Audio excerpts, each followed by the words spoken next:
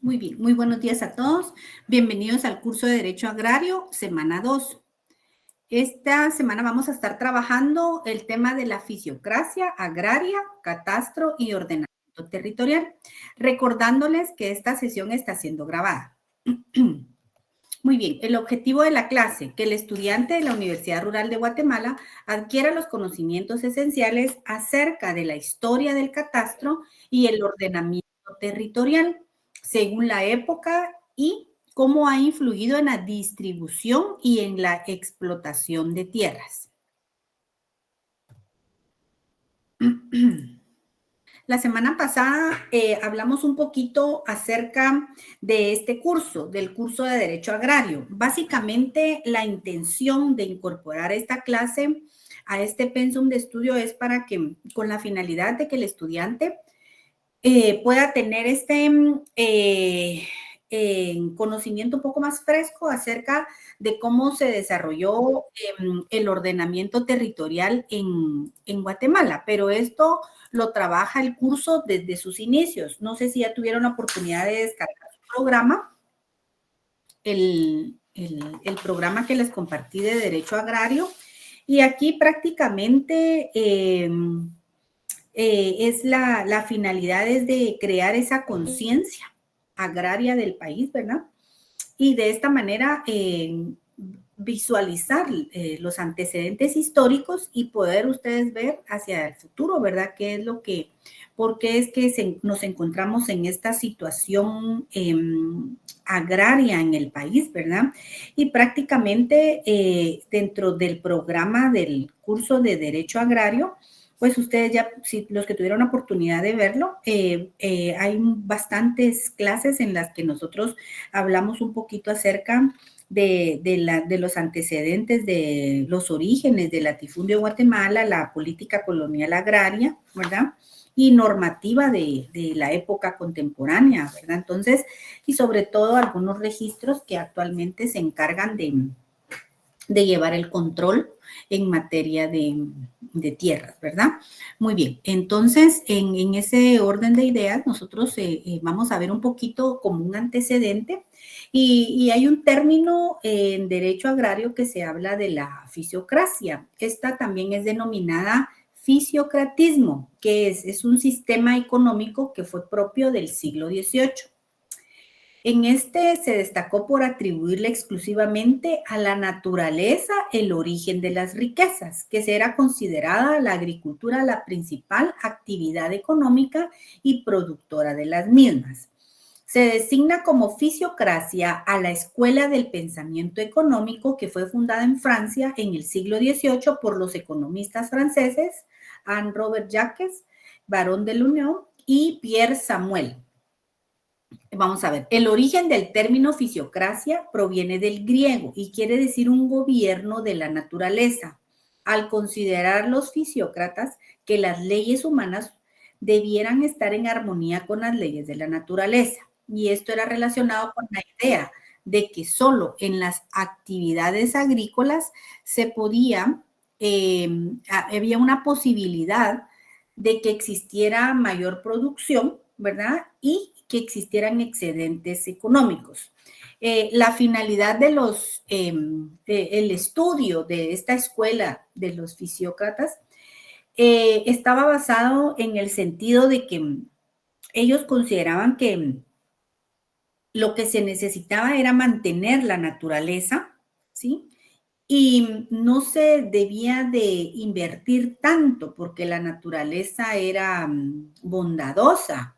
Y entonces, a través de la naturaleza se podían hacer riquezas, ¿verdad? Es decir, a través de la agricultura, porque bastaba con cultivar, ¿verdad? La misma naturaleza producía, ¿sí? Y ellos de esas producciones obtenían riqueza. Ese era el análisis que ellos tenían, pero sobre todo estaba basada en el mantenimiento de la naturaleza.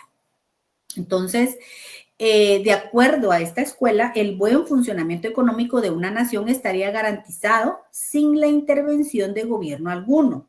y se haya estrictamente basado en agricultura, porque algunos de estos pensadores solo en actividades agrícolas o de naturaleza posibilita que el producto obtenido sea mayor que los insumos empleados en el proceso de producción, produciéndose de esta manera un excedente económico.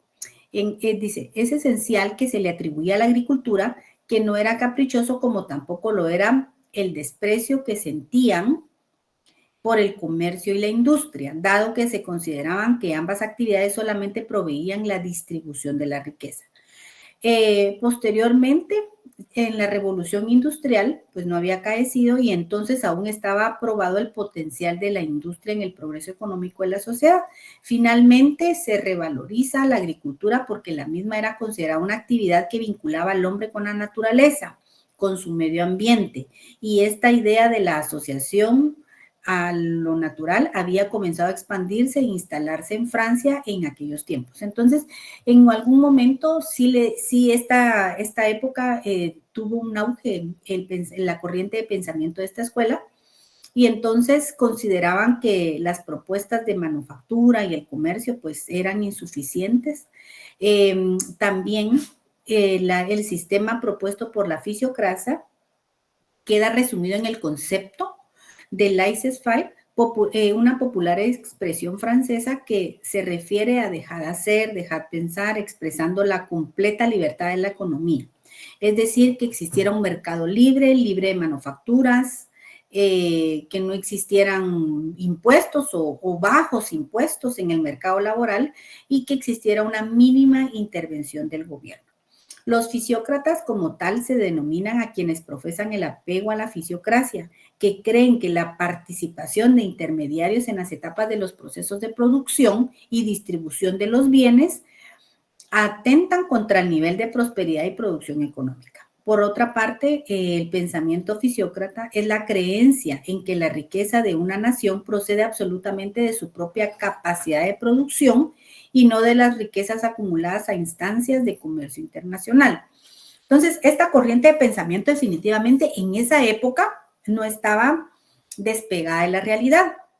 No conocían la revolución industrial, no conocían el tema del comercio y si bien es cierto, existe, digamos, hay una contradicción actualmente si pensamos desde el punto de vista del fisiócrata que pensaba que un país era, digamos, podía tener riquezas a través de sus recursos naturales, ¿verdad? Es decir, de la tierra, de todo lo que ésta puede dar, nos damos cuenta que a través de la evolución del ser humano y del capitalismo, los países con extrema riqueza son los países que actualmente sufren extrema pobreza, ¿verdad? Todos esos países que tienen una cantidad desmedida de diamantes, lamentablemente, pues han sido dañados, ¿verdad? Y paradójicamente estos son los países que sufren extrema pobreza. Entonces, la fisiocracia se enfocaba en el sentido y el pensar que un pueblo, una tierra, era rica, ¿verdad? Y que no necesitaba mayor manufactura o que existiera una intervención del gobierno, sino que la misma naturaleza proveía de la riqueza a las personas. Esa era una corriente de pensamiento. Entonces, vamos a hablar un poquito acerca del ordenamiento territorial. El ordenamiento territorial es un antecedente histórico, se da en Europa, en donde se procede a ordenar, ¿verdad? Hay una programación, una distribución, localización espacial de componentes que de alguna manera conforman una estructura territorial. Hay estrategias de propuestas de desarrollo regional con especial énfasis en aspectos económicos, distribución de la población y manejo ambiental, que va contemplando ubicaciones geográficas de la población y actividades productivas. Cuando se habla del ordenamiento territorial, digamos, algunos países, por ejemplo, en Europa, desarrollaron un poquito el ordenamiento territorial, ¿verdad? Porque definitivamente las ciudades tuvieron, digamos, un objetivo, ¿verdad? Y ellos fueron clasificando el grupo de personas. Aquí en Guatemala también no fue la excepción.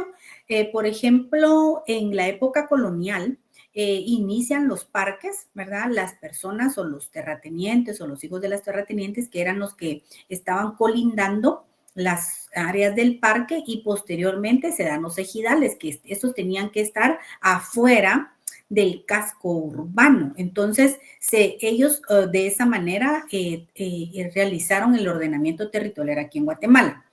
Entonces, pues aquí en Guatemala se contaban con bajos niveles de desarrollo, ¿sí? Y prácticamente que también tenemos como pasado enfrentamientos civiles, conflictos internos, étnicos, desigualdades. En este sentido, Guatemala, sus departamentos y municipios se caracteriza por una fuerte debilidad institucional con escasa capacidad de inversión y gestión dependiendo del gobierno central. Entonces, aquí en Guatemala, a un inicio, en la época de la colonia, sí se dio este tipo de ordenamiento, pero era más por el tema de la repartición, de cómo tenían distribuidas las tierras, ¿verdad? Entonces, prácticamente únicamente las personas que poseían recursos económicos, ¿verdad? Y que estaban al frente del gobierno eran los que podían tener las posibilidades de tener propiedades en el casco urbano, ¿verdad? Y posteriormente, ya lo vamos a ver en algunas clases, cómo es que distribuían, a qué distancia daban los ejidales, ¿verdad? Es decir, afuera del pueblo, a todas las personas en primer lugar que tenían, utilizaban la tierra para sembrar, ¿verdad? Entonces, aquí en Guatemala se da el ordenamiento territorial a través de una planificación de desarrollo en Guatemala. Se operativiza por medio del Sistema Nacional de Planificación, SNP. ¿Cuál es su finalidad?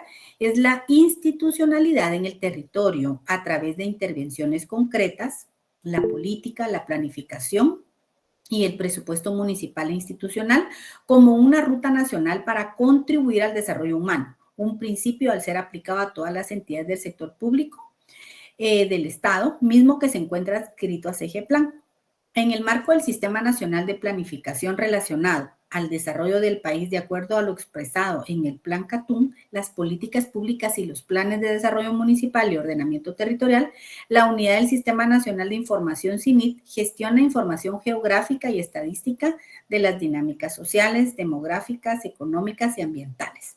El CINIT también enfoca sus esfuerzos para producir y sistematizar la información estadística, demográfica y de desarrollo, siguiendo las orientaciones de la Política de Desarrollo Social y Población, en coordinación con el Instituto Nacional de Estadística.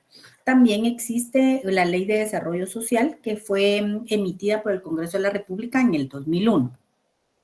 Actualmente, tal vez aquí no lo van a ver mucho, vamos a ver si lo puedo ampliar. Actualmente, digamos, existe una serie de legislación que abordan el tema respecto a las tierras. Por ejemplo, en primer lugar, siempre vamos a nosotros a invocar la Constitución Política de la República, y aquí pues tenemos el artículo que nos asegura, que nos permite ese derecho de la propiedad privada, ¿verdad? Entonces tenemos en el artículo 39 constitucional propiedad privada. Dice, se garantiza la propiedad privada como un derecho inherente a la persona humana. Toda persona puede disponer libremente de sus bienes de acuerdo con la ley. También aborda temas acerca de la expropiación, que es lo que vamos a ver en una clase, la protección del derecho a la propiedad. Entonces, la Constitución pues es la base para garantizar la propiedad y para adquirir también las propiedades, ¿verdad? Tenemos un código municipal, la Ley de Consejos de Desarrollo Urbano y Rural, la Ley Preliminar de Urbanismo, la Ley de Parcelamientos Urbanos, la Ley de Vivienda y Asentamientos Urbanos, la Ley para la Protección del Patrimonio Cultural de la Nación, Ley de Protección y Mejoramiento del Medio Ambiente, el Código de Salud, la Ley Forestal, la Ley de Minería, Ley de Hidrocarburos, Ley de Comercialización de Hidrocarburos, Ley de Educación Nacional, Ley de Anuncios en Vías Urbanas, Extraurbanas y Similares, Ley del Registro de Informática Catastral, Ley de Atención a las Personas con Discapacidad, Manual Técnico de Accesibilidad de las Personas con Discapacidad al Espacio Físico y Medios de Transporte en Guatemala. También existe un reglamento del uso de túmulos. Existe una serie de legislación en Guatemala que abordan el tema relacionado a las tierras, ¿verdad? Entonces, pero esto es algo que se ha ido manejando. Por ejemplo, en Guatemala sabemos que la historia, lo que nos cuenta, que en Guatemala, cuando se empieza se da inicio en la época de la colonia, pues, bueno, antes cuando se da la conquista en Guatemala, el rey emitía las ordenanzas, ¿verdad? Con el sello del rey, y él era el único encargado de poder dar tierras aquí en Guatemala. Es decir, a los terratenientes tenían sus títulos que eran refrendados con el sello y la firma del rey.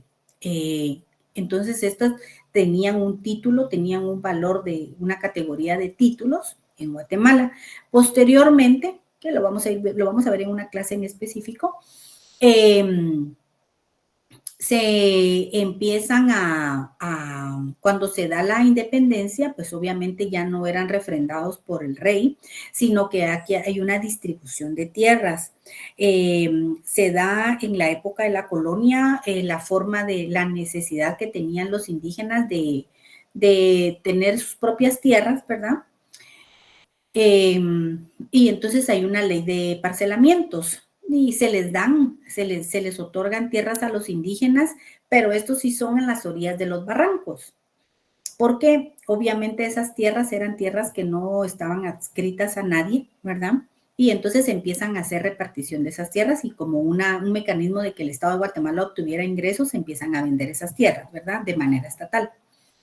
Entonces, sabemos que por excelencia el registro de la propiedad es el registro que se encarga del resguardo, de la colección ordenada, de la inscripción, de todo lo que tenga que ver con propiedades. Pero antes que existiera el registro de la propiedad, existía, digamos, hay registros en la escribanía de Cámara y Gobierno que se encuentra adscrito al Ministerio de Gobernación. Era el único registro que se tenía en esa época de los libros en donde empiezan a anotarse las propiedades, ¿verdad? Posteriormente, en un momento, los registros de la escribanía de Cámara y Gobierno le traslada algunos registros al archivo de Centroamérica. Entonces, por ejemplo, cuando alguien necesite saber antecedentes de una propiedad, antecedentes históricos de una propiedad,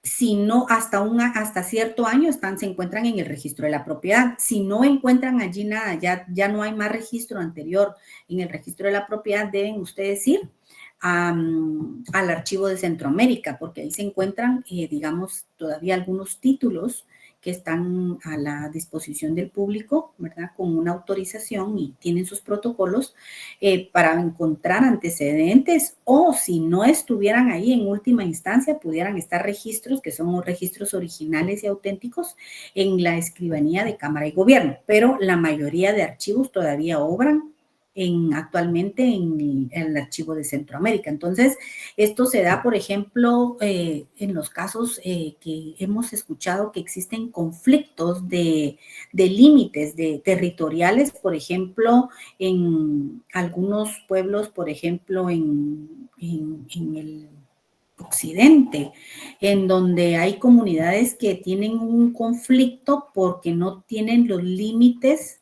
definidos.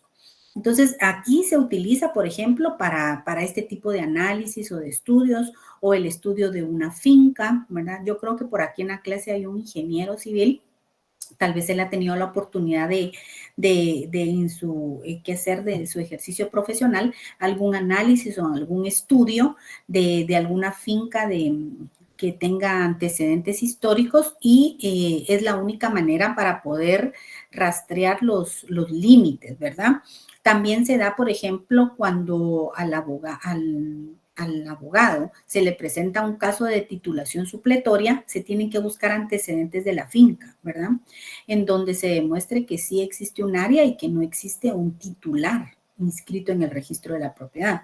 Entonces, muchos de estos procesos de bienes inmuebles, pues obviamente le corresponden exclusivamente actualmente al registro de la propiedad de la zona central y dependiendo de qué departamento se esté trabajando, se encuentran anotados en el segundo registro de la propiedad central, de la propiedad que se encuentra en Quetzaltenango. Entonces, son los dos registros y actualmente, pues, el RIC que hace algunos años se ha encontrado actualizando información acerca del catastro. Actualmente en Guatemala hay algunos municipios que no cuentan con un registro catastral. Y eso es lo que se está, imaginémonos que en qué época estamos y todavía hay algunas propiedades que carecen de una inscripción. Entonces, para darle la legalidad y elevar la categoría de posesión de una propiedad a un título de propiedad, valga la redundancia, sí se debe llevar un proceso, ¿verdad? Es decir, aquellas propiedades que solamente las han tenido por herencia, pero no existe ningún título de por medio, ¿verdad?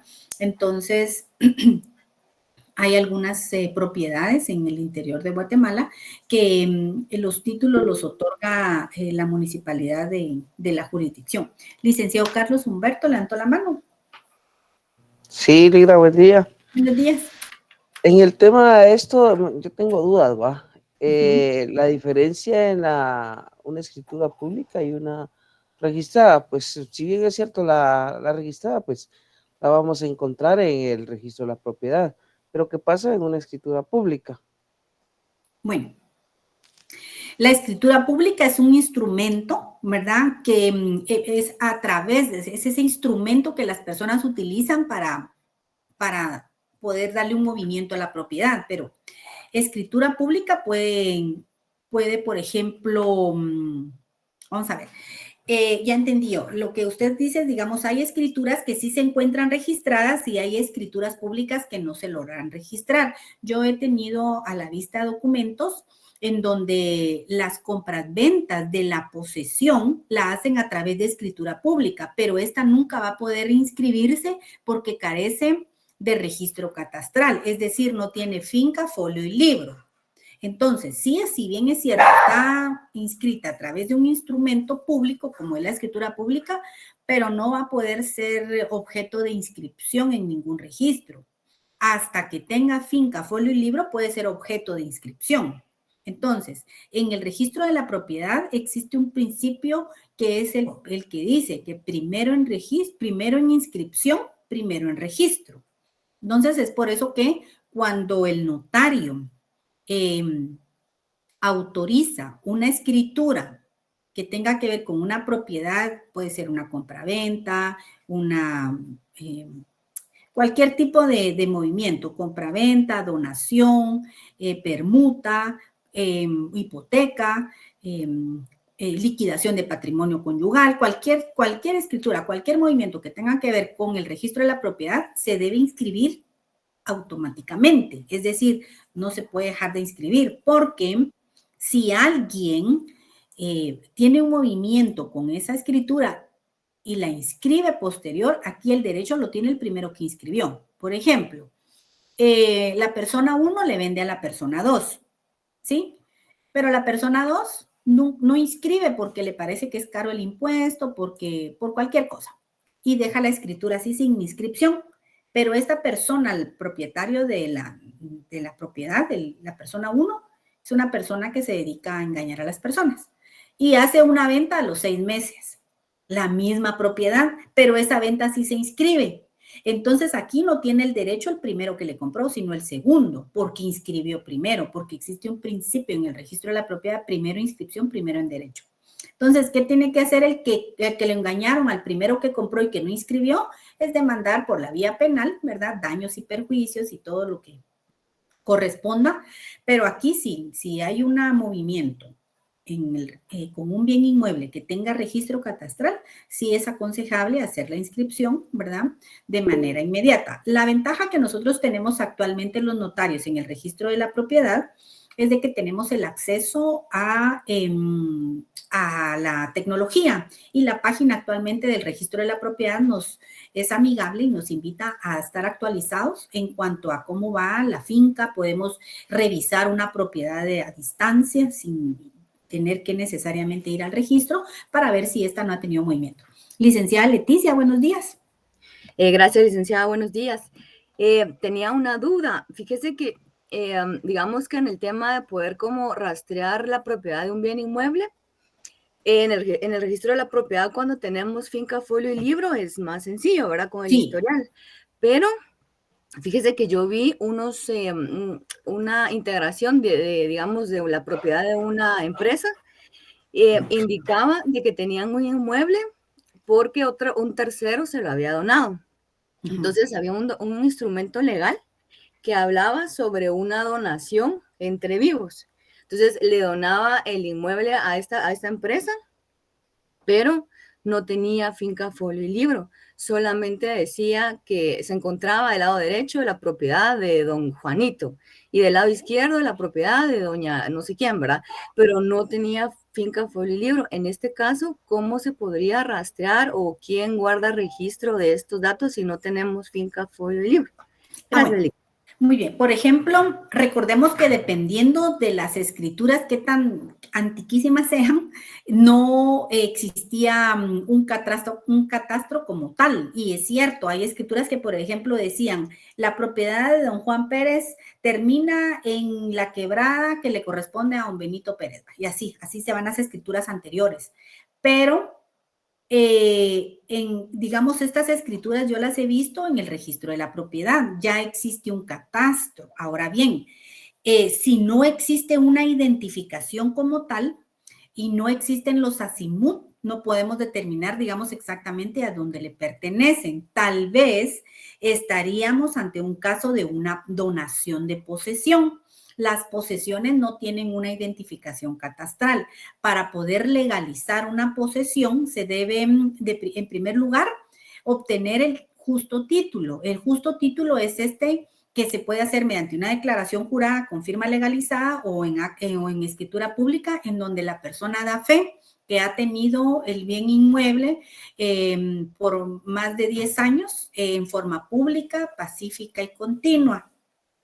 Después que ya tiene esa declaración, si tienen que transcurrir 10 años para poder detener el justo título, tener 10 años poseyendo el título, y entonces se inicia un proceso de titulación supletoria.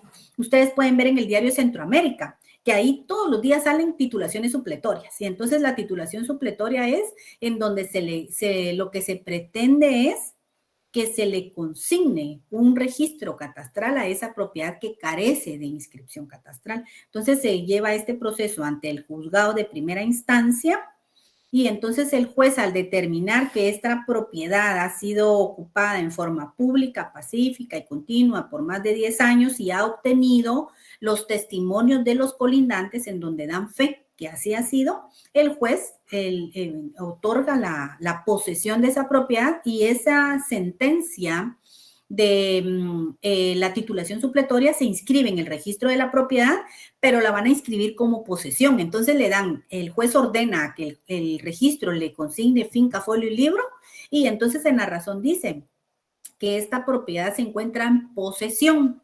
Tienen que pasar 10 años en el registro de la propiedad una vez se haya inscrito la posesión, y después de 10 años se hace un trámite muy sencillo ante el registro de la propiedad para que se le otorgue el título de propiedad, porque en esos 10 años puede existir un litigio, ¿sí?, que anule ese proceso. Entonces, el juez le da un plazo de 10 años a los colindantes para que si alguien tiene algo que dilucidar ante los juzgados, pues se pueda revocar esa posesión.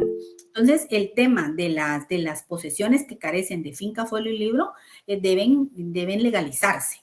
Licenciado Eric Estuardo. Licenciada, buenos días. Buenos días. Quiero felicitarla, realmente maneja muy bien no solamente el curso, sino también el tema en cuanto a el impacto que representa ese tema en Guatemala. Algunos dicen que Guatemala tiene 3, 4 niveles, 3, 4 Guatemalas por la cantidad de registro que tiene Guatemala.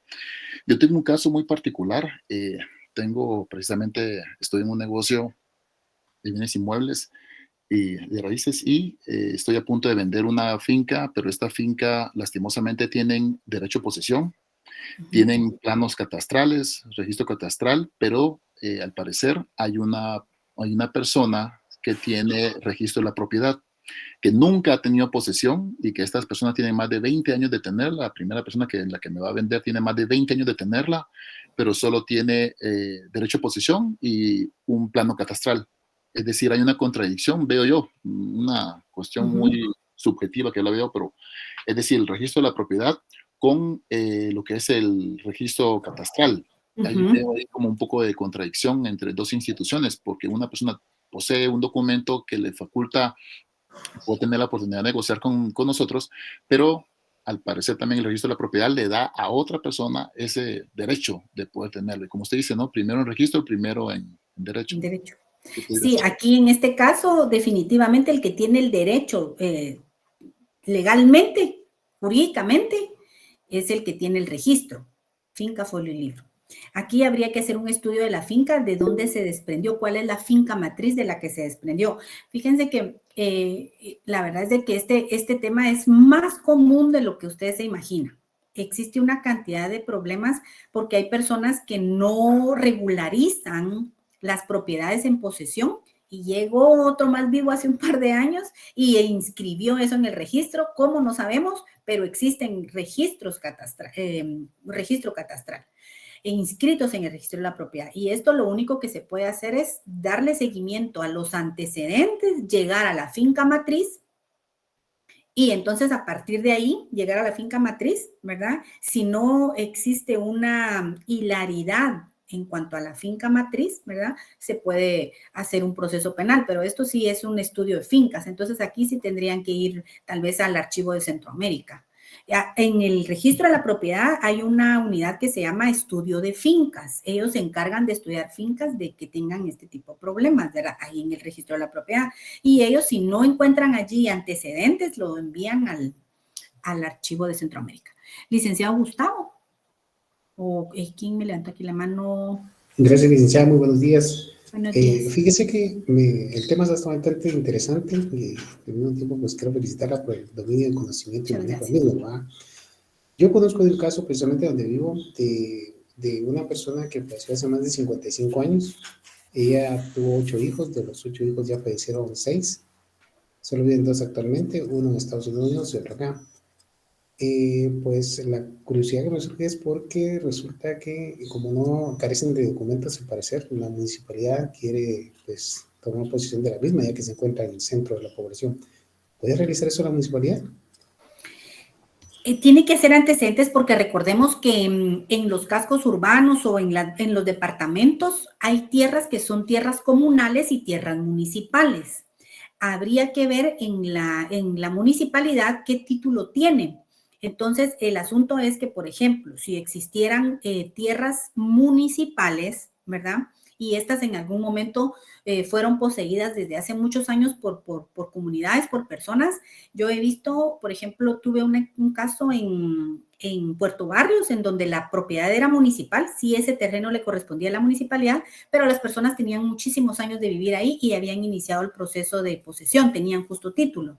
Entonces la municipalidad nunca las lanzó, hizo lanzamiento, ¿verdad? Sino que como que aceptó que esa comunidad viviera y al final se regularizó a través de instituciones públicas y la municipalidad les otorgó en propiedad.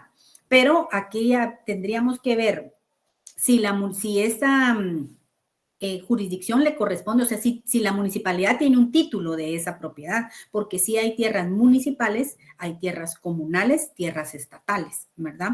Entonces, por eso es que alguien en alguna oportunidad me preguntaba, mire, ¿y qué pasa, por ejemplo, si vamos a invadir alguna tierra estatal?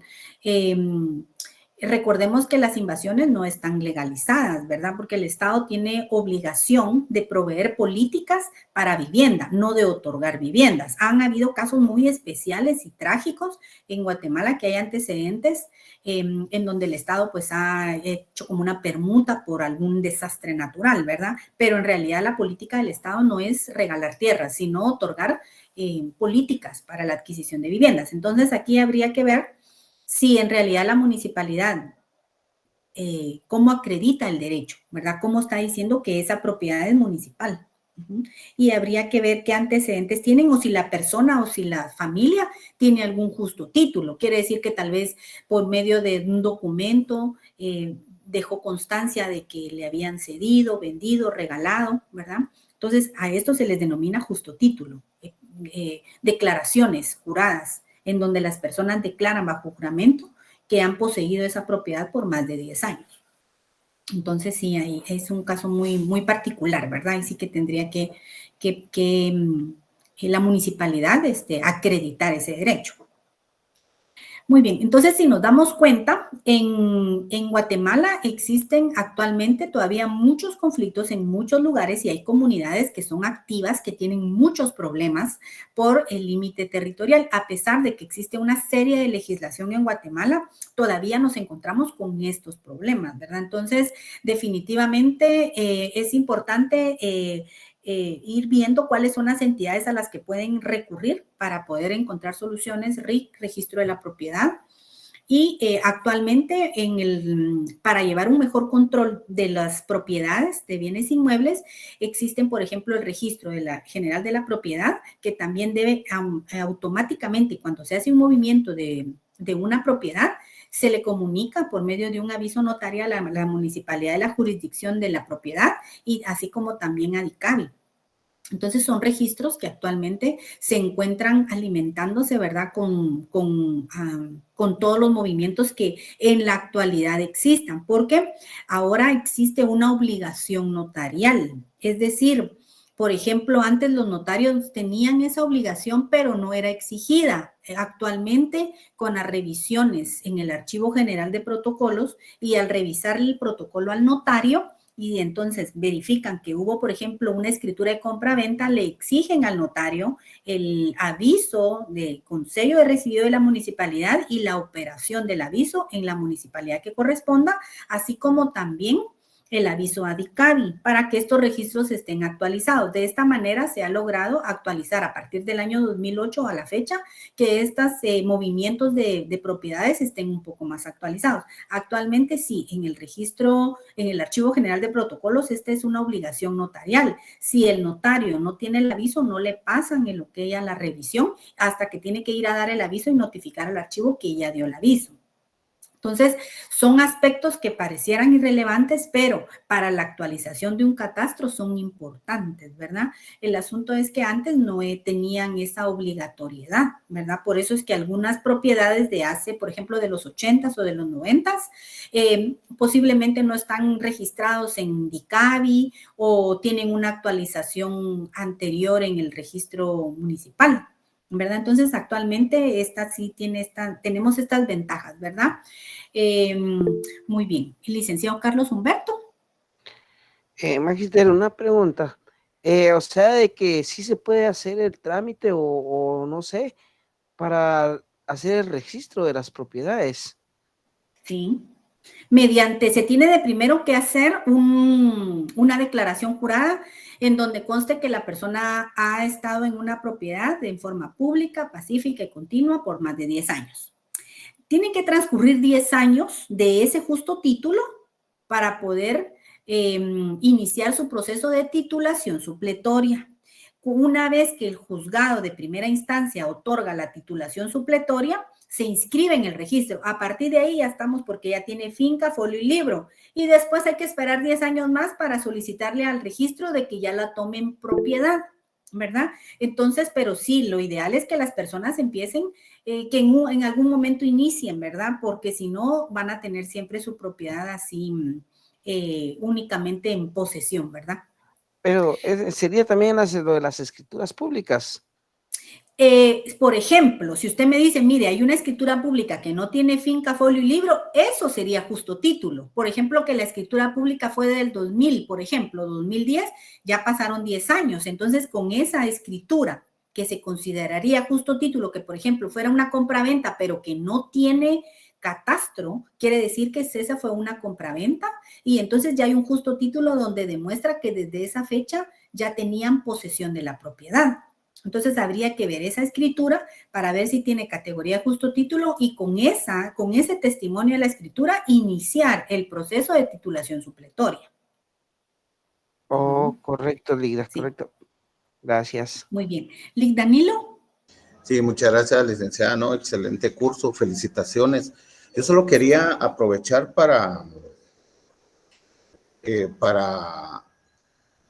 manifestar que he visto que en las municipalidades se realiza el proceso de titulación supletoria, pero directamente en el juzgado se realiza otro proceso que se llama intestado. Sí, esas son dos cosas diferentes. La titulación supletoria únicamente es a través del juzgado de primera instancia, ese sí. Es únicamente a través del juzgado de primera instancia y los intestados, esos pueden ser dos formas, ¿verdad? Por la vía notarial o por la vía judicial, pero la titulación supletoria únicamente el juzgado. Sí, fíjese que, gracias licenciada, es que lo comento porque fíjese que, bueno, yo soy de un municipio de Suchitepeques, pero tuve la oportunidad de estar en un consejo municipal. También fui alcalde posteriormente, ¿verdad? Pero cuando estaba en el consejo municipal, se presentó un caso de una propiedad, un señor, yo no sé cómo, pero el expediente llega a la municipalidad. Sí. Y la cuestión es que llegó el expediente a la municipalidad y como a los 3 días aparecieron unos señores de Sunil diciendo que ellos eran los legítimos poseedores de esos derechos. La situación es que en la municipalidad no se resolvió nada, nosotros no resolvimos nada, dijimos que no procedía. Por supuesto, ¿verdad? Ya se imaginan ustedes que el señor se molestó mucho, pero supimos después de que años después él lo había resuelto por la vía del intestado. Entonces si se fue por intestado significa que sí tenía catastro, porque el intestado también pueden declararse posesiones, pero son dos casos diferentes. Ahora bien, usted mencionó algo muy importante. También en las municipalidades hay libro de posesiones. Entonces, sí, hay libro de posesiones. Hay entonces, de demasías también.